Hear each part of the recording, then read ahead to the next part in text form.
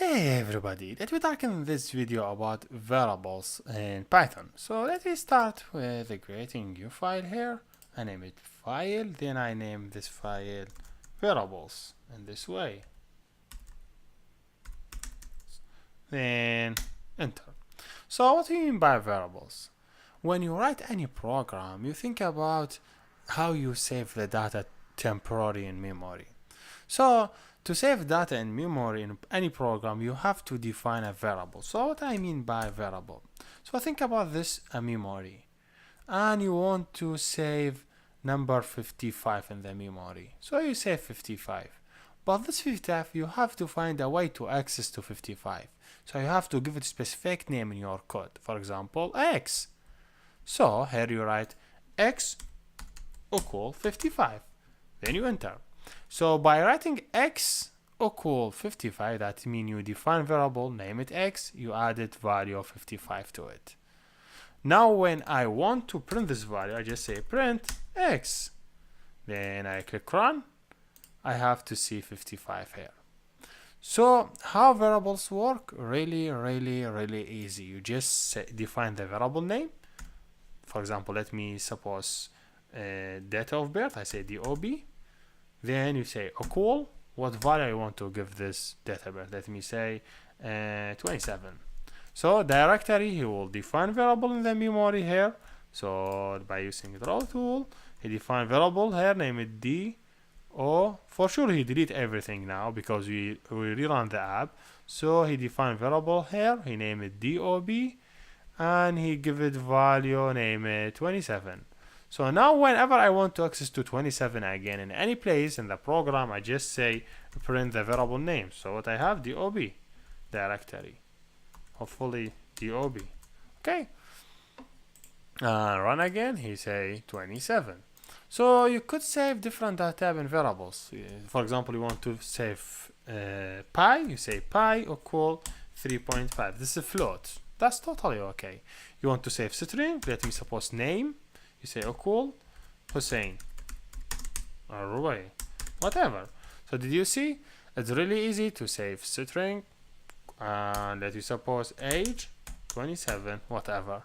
So if you see, it's really easy to define any variable and give it value. Then you define another value as a float here. Then I define another variable, I give it value as string. Then I define another variable, I give it value as integer. So how these values located in the memory? They will be located in this way. They will be located this way. You have this memory, and you have it in this way. Think about it in this way.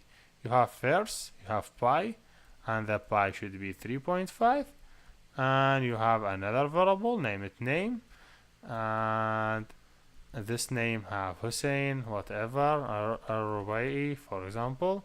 Then you have age 27. So now if you want to print the name, you say, let me go at the beginning of the line, I say print name.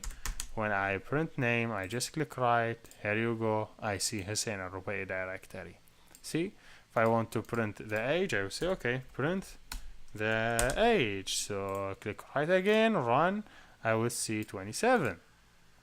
If I want to print pi, I say print pi. I could click right to run it, and also I could click here run to see the value. If you see how the program runs step by step. So first step, he defined the variable.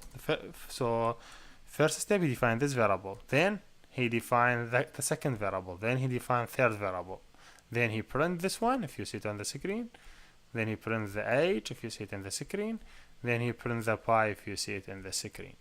So this is how the program runs step by step. So if I just make it easier, I say pi. You say, okay, this code will be working because first of all you define the variable, then you print it. So when you say print pi, you have value on pi. But could you say this way directory print pi? Could. If I just click right, he say, who is pi? I don't know pi. Pi is not defined in the memory. Even if you say here pi equal 3.5, again, doesn't make any sense for the compiler because the program runs step by step. So first step, you ask the compiler to print pi. And pi is not defined in the memory until now. Until now, I did not have anything in memory. then when he looked through in the memory for pi, he didn't find anything, so he give you error. While if you just add this line before this line, you say pi equal 3.5. So in the first line we will be defining pi in the memory with a 3.5, and when he go to the second line, you ask for pi, he will know pi a. I know pi is already defined in the memory. So make sure whenever you want to use any variable, you have to define it and you give it a value before you use it. You cannot write or access to variable without defining value for that variable. So this is basically how you define variables. How we could work with this problem? Let me give you a basic problem. I want to do basic app. This app asks user to enter his date of birth, and the app gives to the user his age. So whenever you think about a problem in programming, you have to think about three things. First of all, the input. Then you think about what you process, your algorithm, what you will do. Third thing, what you show in the output. So let me start with the first part. What the input? I want to do program to find people age.